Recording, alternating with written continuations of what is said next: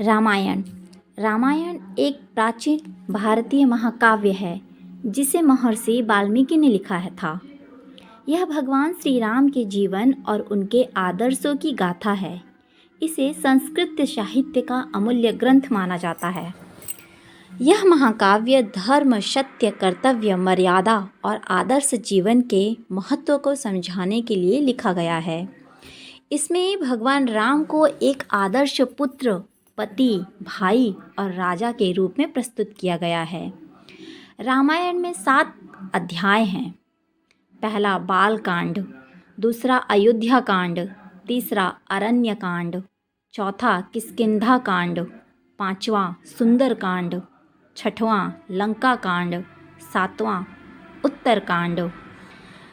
पहले बाल कांड में भगवान राम के जन्म और उनके बचपन की कहानी है।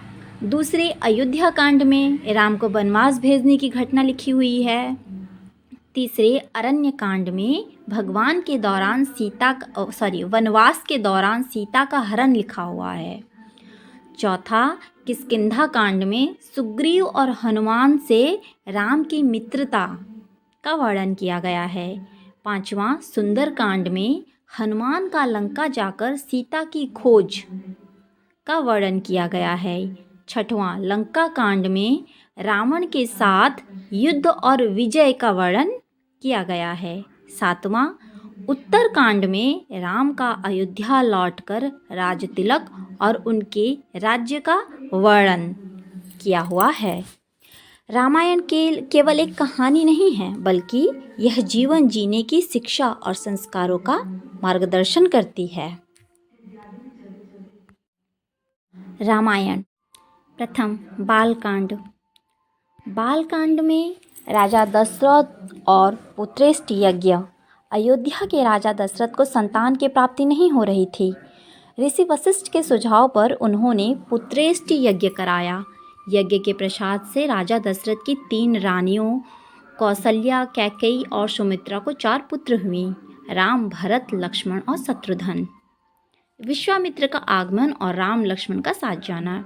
ऋषि विश्वामित्र ने राजा दशरथ से यज्ञ की रक्षा के लिए राम और लक्ष्मण को मांगा। दोनों भाई ऋषि के साथ गए और ताड़का और सुबाहु जैसे राक्षसों का वध किया। राम ने मरीच को भी पराजित किया। अहिल्या का उद्धार। राम और लक्ष्मण मिथिला जाते समय ऋषि गौतम की पत्नी अहिल्या का उद्धार करते हैं। वह श्रापवश पत्थर बनी हुई थी। भगवान राम के चरण स्पर्श से वह फिर से अपने स्वरूप में आ गई। सीता स्वयंवर और विवाह। मिथिला में राजा जनक ने अपनी पुत्री सीता के स्वयंवर का आयोजन किया।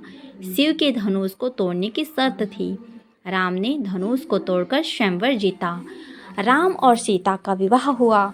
उनके साथ लक्ष्मण, भरत और शत्रुघ्न का विवाह जनक परिवार की अन्य कन्याओं से हुआ।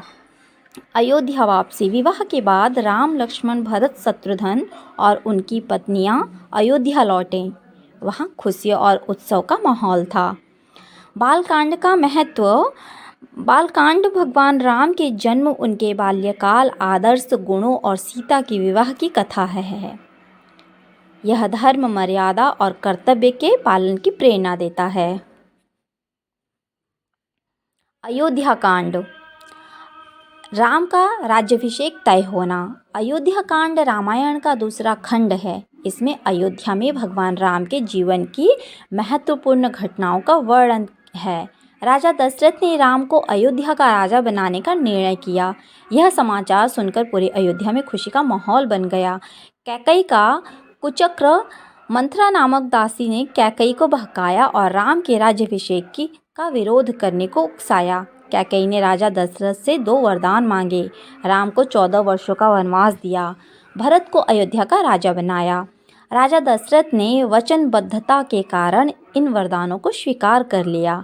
राम का वनवास। राम ने पिता के वचन की रक्षा के लिए बिना कोई विरोध किए वनवास को स्वीकार किया। सीता और लक्ष्मण ने भी राम के साथ वन जाने का निर्णय लिया। तीनों ने वनवास के लिए प्रस्थान किया। दशरथ का दुख और मृत्यु। राम के वनवास जाने से राजा दशरथ अत्यधिक दुखी हो गए। राम वियोग सहन न कर पाने के कारण उनकी मृत्यु हो गई। भरत का त्याग। भरत ननिहाल से लौटकर अयोध्या आए। और माता कैकेयी के कृत्य से क्रोधित हुए।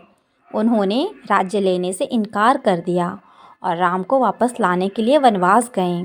राम ने धर्म और मर्यादा के अनुसार राज्य लौटने से इनकार कर दिया। राम की खड़ाऊ की स्थापना।